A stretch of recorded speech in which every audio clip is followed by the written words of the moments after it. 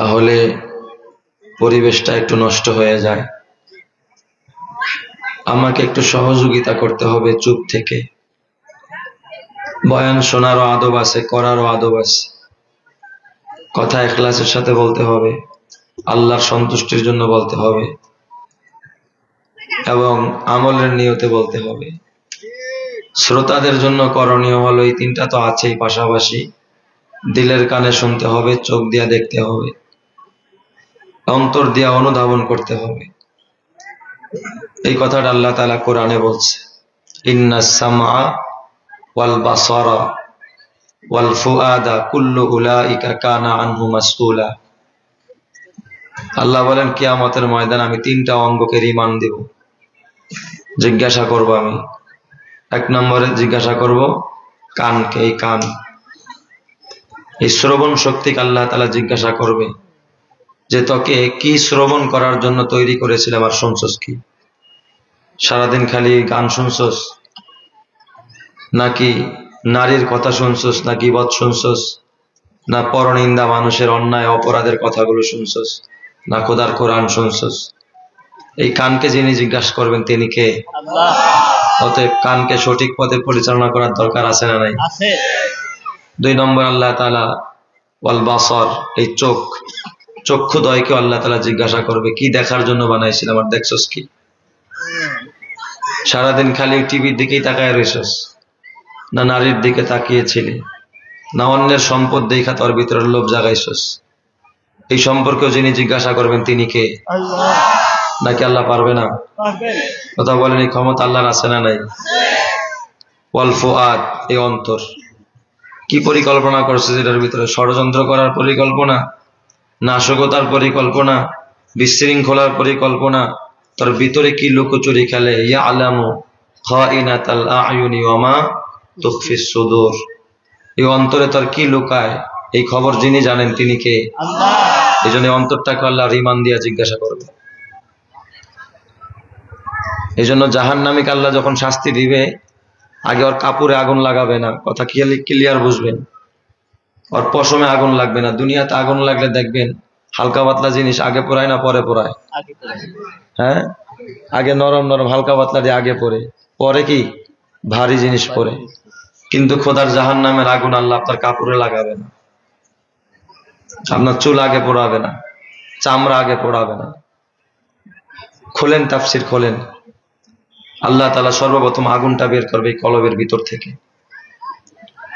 দলিল, আল্লাহ তাআলা নিজে বলেছেন, নারুল্লাহিল মুকাদা তাত্তালিউ আলাল আফইদা। আফইদা এটা ফুয়াদুনের বহু বচন, তো এই কলিজা, এখান থেকে আল্লাহ তাআলা কলব থেকে আগুনটা বের করবে প্রথম, অন্য জায়গা থেকে আল্লাহ আগুনটা বের করবে না। কেন? ওই কলব আল্লাহ বানাইছে শুধুমাত্র তার মহব্বত, তার আজমত, তার বড়ত্ব, আখিরাতের ফিকির, রবের ফিকির, জান্নাতের ফিকির, হেদায়েতের ফিকির, নিজের কবরের ফিকির, এইগুলো জায়গা দেওয়ার জন্য বানাইছে। আর এখন এইটাকে আমরা বানাইছি শয়তানির আড্ডাখানা। ওই পিছনের বাইরে আমার মনে হয় বোঝে নাই কেমনে আরেকজনের ঠকাবে, কেমনে চক্রান্ত করবে, কেমনে নস্যাৎ করবে, কেমনে মাইরা খাবে, কেমনে রাহাজানি করবে, কেমনে ছিনতাই করবে, কিভাবে দুর্নীতি করবে, কিভাবে অপহরণ করবে, কিভাবে মানুষ খুন করবে, কিভাবে আরেকজনের জায়গা দখল করবে, কিভাবে একটা মেয়েকে কিডন্যাপ করবে, কিভাবে আরেকজনের সম্পদকে কিডন্যাপ করবে, কিভাবে আরেকজনের মেয়েকে তুলে নিবে, এই সমস্ত প্ল্যান অন্তরের মধ্যে জায়গা দিয়েছে। এই জন্য আল্লাহ তাআলা কিয়ামতের ময়দানে অন্তরকেও রিমান্ড দিয়া এখান থেকে আগুন বের করে দিবে। কথা ঠিক না বা ঠিক জানা? আল্লাহ পারে কিনা? ক্ষমতা কি আল্লাহ নাই? এই জন্য এই কথাটা আসলে ভূমিকা, এটা আমার আলোচ্য বিষয় না। আপনারা যে কথা বলতেছেন, মা বোনদের ওখানে বেশি আওয়াজ হয়, গেটে কিছু আওয়াজ হচ্ছে, কেউ কোনো শব্দ করবেন না। দেখেন এই কবরবাসীর ওখানে কোন শব্দ আছে? ওখানে কেউ আওয়াজ করতেছে? করেন, এক সময় সব বন্ধ হয়ে যাবে, সব বন্ধ হয়ে যাবে। এই দুনিয়ার সব কিছু এক সময় যখন এই জীবন নামক হায়াতটা যখন নিভে যাবে, তখন সব কি হয়ে যাবে? বন্ধ হয়ে যাবে। আল্লাহ আমাদের সবাইকে এই মজলিসের নূর, কোরআন ও হাদিসের নূর আমাদের এই সিনায় দিয়ে আল্লাহ যেন মরা দিলটাকে, আমাদের মুর্দা দিলটাকে আল্লাহ তাআলা জিন্দা বানায় দেয়। আর একটু জোরে বলেন আমিন। আরেকটা কথা বলে নেই, বক্তা যদি পছন্দ নাও করেন, বয়ান যদি মন মতো নাও হয়, সুর যদি ভালো নাও লাগে, আপনার কাছে যদি পছন্দ নাও হয়, তারপরেও যদি কেউ নিজের হেদায়েত, আখিরাতের চিন্তা, আল্লাহর সন্তুষ্টি নিয়ে যদি কেউ এখানে বসে থাকে, কি ফায়দা হবে? মুসলিম শরীফের এক সহিহ হাদিস শুনেন, নবীজি বলেছেন, নাজালাত আলাইহিমুস সাকিনা, এই কোরআনের মজলিস, দ্বীনের মজলিস, মাহফিলে, দ্বীনি তালিমে, দ্বীনি হালকায় যারা দিন শিখার নিয়তে বসে থাকে, আল্লাহ তাআলা যতক্ষণ বসে থাকবে ততক্ষণ তার উপর আরশ আজিম থেকে সাকিনা নামক রহমত বর্ষণ করতে থাকবে। আর এই রহমত যারা পাবে, তাদের এই মৃত দিলটাকে আল্লাহ তাআলা জীবিত করে দিবে। তারা নামাজ পড়ে মজা পাবে, তারা বয়ান শুনে মজা পাবে, দান করে মজা পাবে, দাড়ি রাইখা মজা পাবে। আমাদের দেশে কেউ দাড়ি রাইখা মজা পায়, কেউ দাড়ি সাইসা মজা পায়। কোন কোন নারী দেখবেন পর্দা কইরা মজা পায়, আবার কেউ বেপর্দায় চইলা চুলগুলো ছাইরা দিয়া হাইটা চইলা কি পায়? মজা পায়। কেউ সুদ ঘুষের বিরোধিতা করে মজা পায়, আবার কেউ সুদ ঘুষ খায়া মজা পায়। কেউ দুর্নীতির বিপক্ষে কথা বলে মজা পায়, আবার কেউ চাঁদাবাজি আর দুর্নীতি কইরা কি পায়? মজা পায়। এক কথায় বুঝবেন, যার কাছে দুনিয়া মজা লাগে, ওর উপর আল্লাহর রহমত নাই। দুনিয়ায় খালি মজা লাগে, টিকটক ভাল লাগে, বাস ওখানে বসতে উঠতে মন চায় না। ভারতীয় চ্যানেল স্টার জলসা, জি বাংলা, এত মজা, ভাত না খায়ও থাকা যায়, কিন্তু চ্যানেল ছাড়া থাকা, বুঝবেন ওর উপর আল্লাহর কি নাই? রহমত নাই। আর যার কাছে এইগুলো মজা না, মজা হলো শুধু আখিরাত, নামাজ, তাসবিহ, জিকির, বাস এইসব নিয়ে কোরআন হাদিস নিয়ে পড়ে থাকে, বুঝবেন ওর উপরে খোদার কি আছে? রহমত আছে। আল্লাহ যেন এই রহমতের ছায়া তলে আমি অদম গুনাহগারকে এবং আপনাদের সকলকে এবং আজকের মাহফিলের ইন্তেজামিয়া কমিটিতে যিনারা আছেন এবং মা বোন সহ দেশি প্রবাসী সবাইকে আল্লাহ তাআলা এর পূর্ণ বরকত নসিব করেন। সবাই বলি আমিন। তাহলে একটু সময় আমাকে দিবেন তো সবাই, ইনশাল্লাহ? সবাই দিবেন? থাকবেন না ভাগবেন? আছেন তো ইনশাল্লাহ? আর এখন তো বসছি অনেক আগেই, 10:30টায় বসে গেছে। ময়মনসিংহ, এই যে আমার আগে যে ভাই বয়ান করছে, ওনার বাড়ি হয়তো বা নেত্রকোনার দিকে, ময়মনসিংহ, নেত্রকোনা, কিশোরগঞ্জ, জামালপুর, এই সমস্ত অঞ্চলে গেলে বক্তার একেবারে 12টা বাজায় ছাড় আর কি। প্রধান বক্তারা গভীর রাত্রে বয়ান দেয়, একেবারে গভীর রাত। এক মাহফিলে গেছে, আমার নিয়ে বয়ানে বসেছে রাত 1:45টায়। তো দাওরায়ে হাদিস পর্যন্ত মাদ্রাসা। আমি বলছি, ভাই তুমি আর আমারে আর কখনো দাওয়াত দিবে না। তো পরের বছর ঠিকই একেবারে ফোন না কইরা কমিটির লোকজন গাড়ি নিয়ে ডাইরেক্ট আমার মাদ্রাসায় আসছে। পরিচিত মানুষ, বন্ধু মানুষ আর কি। অন্য জায়গা থেকে খবর নিছে যে আমি আসি কিনা। আইসা নিজের হাতে ডায়েরি হাতায় যে ডেট খালি পাইছে ওটাই লেখছে, নিজের হাত দিয়ে লেখে। আমি কই, লেখছেন ভালো কথা, আমি তো যাবো না। কয় খালি এই বছরটাই। কয় খালি কি এই বছরটাই? আমি কই ঠিক আছে, এটাও লেখেন যে বয়ান আমার বাদেশা দিবেন। কয় ঠিক আছে, এই বছর বাদেশাই দিয়ে এলাম ইনশাল্লাহ। তা আমি ঠিক এই বছর একটু আগে আগে গেছি, গিয়ে আসার নামাজ পড়ছি, খানা দানা খাইছি। কয় একটু রেস্ট নেন, মাঠটা জমুক, আপনারা দিয়ে দিচ্ছি। আমি শুয়েছি, ক্লান্ত, ঘুমায় গেছি আর কি। ঘুমের মধ্যে হঠাৎ দেখি কে যেন এসে আমার মাথা চুলকায়। আমাকে, হুজুর উঠেন উঠেন, মঞ্চে যাইবেন না? আমি ঘড়ির দিকে তাকায় দেখি রাত বাজে 2:30। প্রথম বছর দিছে কয়টায়? 1:45। পরের বছর 2:30। লাস্টিং পাওয়ার কি আরো বাড়ছে। আমার তো রাগ উঠছে। আমি কি বেটা, এখন কি বয়ানের সময়? হুজুর গিয়া দেখেন শ্রোতারা সব বসে আছে, একটাও যায় নাই। তা আসলে আমি গিয়া দেখি মাঠ কানায় কানায় ভরা, কিন্তু হালাত ভিন্ন, কিছু বসা কিছু শোয়া। ওরা খাতা বালিশ নিয়ে ওয়াজ শুনতে আসছে আর কি। খোদায় যা করে সারা রাত এখানে শুয়ে থাকে আর কি। এখন যে আমি গিয়া ধমক দিয়া সবারে উঠাবো, আমার সাহসে ধরতেছে না। কারণ রাত 2:30, এটা কি বয়ান শোনার সময় না ঘুমের টাইম? ইনসাফ আছে না আমার ভিতরে? কিছু আমি বলি না, যেমন শুয়ে থাকে থাকো। কিন্তু শুইছে তাক বুড়া কাকাই করছে কি, আমার নাক বরাবর এই পাও দুইটা আমার দিকে দিয়া শুইছে আর কি। মোতাওয়াত জিহানিলা জিহাতিল বক্তা, একেবারে পাও দুইটা আমার দিকে দিস। এখন এই বুড়া মানুষ, চুল পাকা, দাড়ি পাকা, কিছু যে বলবো, সবাই বলবো দেখছো হুজুর তার ছেলের বয়সী এটা বুড়া মানুষের ধমকায়, দেখতে একটু বেখাপ্পা। কি করি? আবার কাকায় চুপচাপ শুয়ে থাকলে আমার আপত্তি ছিল না। উনি করে কি, শুয়া শুয়ে আবার একটা ডিউটি পালন করে।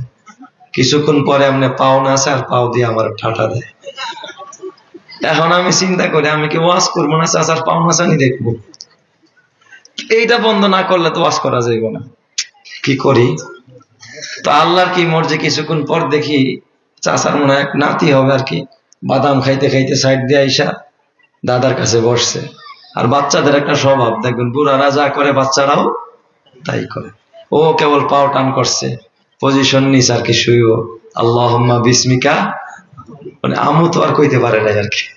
আমি চিন্তা করলাম চান্স একটা যায় আমার, এটারও তো করার সুযোগ আছে। বাচ্চা দাম যায়, বাচ্চা এটা কি শোয়ার জায়গা পাইছো? যখন এই কথা কইছি কাকাই উঠে বসছে আর কি। আমি কি কাকারে কিছু কইছি? কাকাই কি কয় জানেন? কয় হুজুর কইন কইন কইতে দাউন, আর নাকি আর মিছা কথা কই ভাই।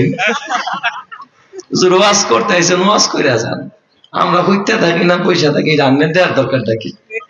আপনারা কি আবার ওই রকমের শ্রোতা নাকি? এই কথা বলেন, ওই রকমের শ্রোতা? আমার সাথে আছেন তো সবাই ইনশাল্লাহ? আচ্ছা, পরীক্ষা হয়ে যাক, শেষ পর্যন্ত থাকবেন না কারা কারা? একটু হাত উঠান তো।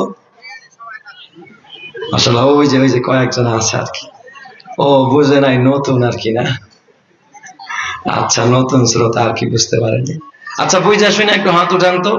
আখেরি মোনাজাত দিয়া, আবার প্যাকেটও আছে আলহামদুলিল্লাহ, আখেরি মোনাজাত দিয়া সোনা হাজরার মুফতি মিজান সাহেব হুজুরের মোনাজাত দিয়া প্যাকেট নিয়া তারপরে বাসায় যাবেন কারা কারা, তারা একটু হাত উঠান তো। নারায়ে তাকবীর, নারায়ে তাকবীর। আল্লাহ কবুল করো যারা, কারণ আমিন। রাগ করছেন ভাই? রাগ করে তো লাভ নাই।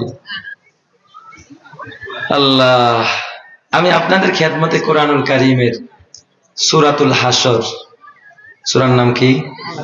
সূরাতুল হাসর। এই সূরা হাসরের 18 নং আয়াতে কারিমা তেলাওয়াত করেছি।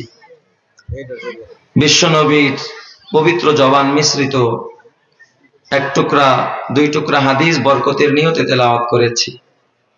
যেহেতু মাহফিলটা কবরস্থান কেন্দ্রিক, এখানে অনেক এমন গার্জিয়ান আছেন যাদের আত্মীয় স্বজন এই কবরস্থানে শোয়া।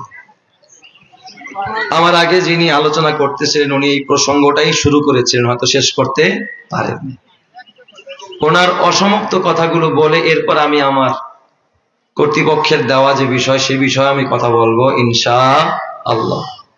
আল্লাহ তাআলা যেন এই কথাগুলোর মধ্যে আমাদের সকলের দুনিয়া ও আখিরাতের কামিয়াবি এবং দুনিয়া ও আখিরাতের আল্লাহ তাআলা সব ধরনের কল্যাণ দান করে, সবাই বলি আমিন। প্রথমে আমি কোরআনের নূর হাসিল করার জন্য তরজমা করব, অনুবাদ করব। অনেক সময় বক্তারা আয়াত পরে অর্থ কয় না, পাবলিক বুঝেও না। আমার একটু হালাত আবার ভিন্ন। আমি যদি ওয়াজ নাও করি, খালি কোরআনের আয়াতের তরজমাটা করি, তাও এর মধ্যে বরকত আছে না নাই? হাজার দিন ওয়াজ করেও যদি যেই পরিমাণ বরকত না পামো, কোরআনের আয়াতের অর্থ বললে সে তার থেকে বেশি কি পাওয়া যাবে? বরকত পাওয়া যাবে। তো খেয়াল করেন এই আয়াতের মধ্যে আল্লাহ কি বলছে, কথাটা অত্যন্ত গুরুত্বপূর্ণ একটা কথা। আমরা আয়াত পড়ি, এই আয়াতের ওয়াজও শুনছি, কিন্তু একটু মনোযোগ দিয়া শোনেন নাই। আজকে একটু মনোযোগ দিয়া শোনেন, আল্লাহ যেন আমাদেরকে কবুল করে, সবাই বলে আমিন। আল্লাহ বলেন, ইয়া আইয়ুহাল্লাযীনা আমানুত্তাকুল্লাহ। এটা আল্লাহ তাআলার প্রথম নির্দেশ। হে ঈমানদারেরা, তোমরা আল্লাহকে ভয় করো। আল্লাহ কি বলেছেন? ঈমানদারেরা আল্লাহকে ভয় করো। তার মানে কি কাঁপতে থাকবেন খালি? তো ভয়ের অর্থটা কি? হাদিস অনুযায়ী এবং মুফাসসিরিনে কেরামের তাফসীর অনুযায়ী ভয়ের অর্থ হলো আল্লাহ তাআলা যতগুলো নির্দেশনা দিয়েছেন, যতগুলো আদেশ, কোরআনের যতগুলো আদেশ, হাদিসের যতগুলো আদেশ আছে, যতগুলো হুকুম আছে, এগুলো কি করতে হবে? মানতে হবে। একজন মানুষ যখন আরেকজন মানুষকে ভয় করে বা তাকে মানে, তখনই তার আদেশগুলো কি করে? পালন করে, তাই না? কেউ যখন কাউকে মানে না, তার আদেশও পালন করে না। তো আল্লাহকে ভয় করা মানে আল্লাহর কি করতে হবে? হুকুমগুলো মানতে হবে। বলেন তো, আল্লাহর হুকুম কি নামাজ পড়া না ছাড়া? এই কথা বলে না সবাই। আল্লাহর হুকুম কি নামাজ ছাড়তে হবে না পড়তে হবে? আল্লাহর হুকুম কি সুদ খাইতে হবে না ছাড়তে হবে? আল্লাহর হুকুম কি নারীরা পর্দা করবে না বেপর্দায় চলবে? আল্লাহর হুকুম কি ঘুষ খাওয়া না ঘুষ ছাড়া? আল্লাহর হুকুম কি সত্যের পথে থাকা না মিথ্যার পথে থাকা? তাহলে আল্লাহর যতগুলো হুকুম আছে এগুলো কি করতে হবে? মানতে হবে। আর আল্লাহ তাআলা যতগুলো নিষেধাজ্ঞা আরোপ করেছেন, যতগুলো নিষেধাজ্ঞা যেখানে যেখানে আল্লাহ নিষেধ করেছেন, এটা করো না, সুদ খায়ও না, ঘুষ খায়ও না, তারপরে জেনা ব্যভিচার করো না, বেপরদায় চলো না, যতগুলো নিষেধাজ্ঞা আল্লাহ তাআলা আরোপ করেছেন, আল্লাহ তাআলার প্রত্যেকটা এই নিষিদ্ধ বিষয়গুলোকে কি করে নেওয়া, হ্যাঁ, মেনে নেওয়া, এর থেকে নিজেকে বিরত রাখা। আল্লাহ যেটা করতে নিষেধ করেছেন তা থেকে নিজেকে গুটিয়ে রাখা, বিরত রাখা, নিজেকে ফিরিয়ে রাখা, এটা হলো আল্লাহকে ভয় করার অর্থ। সবাই বলছেন আল্লাহকে ভয় করার অর্থ কি? তার আদেশ মানা, যা নিষেধ করেছেন তা থেকে নিজেকে বিরত রাখা। আল্লাহ যা নিষেধ করেছেন তা থেকে নিজেকে কি রাখা? বিরত রাখা, ফিরায় রাখা, এটা হলো ভয় করার অর্থ। তাহলে আজ থেকে আল্লাহর আদেশগুলো মানবো আর নিষেধ থেকে নিজেকে কি রাখবো? বিরত রাখবো। এই পারবেন সবাই ইনশাল্লাহ? ইনশাল্লাহ পারবেন সবাই? আল্লাহ কবুল করো, জোরে কান আমিন। আচ্ছা, মদ খাওয়া, এই মদের ব্যাপার আল্লাহ তাআলা আদেশ করেছেন না নিষেধ করেছেন? তাহলে মদ খাওয়া যাবে, গ্রহণ করা যাবে? নারীদেরকে আল্লাহ তাআলা পর্দার বিধান দিয়েছেন, বেপর্দায় চলা যাবে? কথা বলেন, চলা যাবে? অতএব কোনো মা যদি বেপর্দায় চলে, সে কি আল্লাহকে ভয় করলো? কোনো বাবা যদি সুদ খাইলো, সে আল্লাহকে ভয় করলো? কোনো যুবক বন্ধু যদি দাড়ি কেটে ফেললো, সে কি আল্লাহকে ভয় করলো? কেউ যদি মিথ্যা কথা বললো, সে কি আল্লাহকে ভয় করলো? কেউ সামনে রোজা আসতেছে, যদি রোজা না রাখলো, বলেন সে কি আল্লাহকে ভয় করলো? তার মানে তার মধ্যে আল্লাহর ভয়। তো আল্লাহর ভয় যদি আপনি ভিতরে ঢুকাইতে চান, প্রথম কাজ হলো আল্লাহর আদেশগুলো আপনি পালন করবেন, যা নিষেধ করেছেন তা থেকে নিজেকে বিরত রাখবেন। পারবেন তো ইনশাআল্লাহ? এটা হলো প্রথম কথা, প্রথম নির্দেশে আয়াত।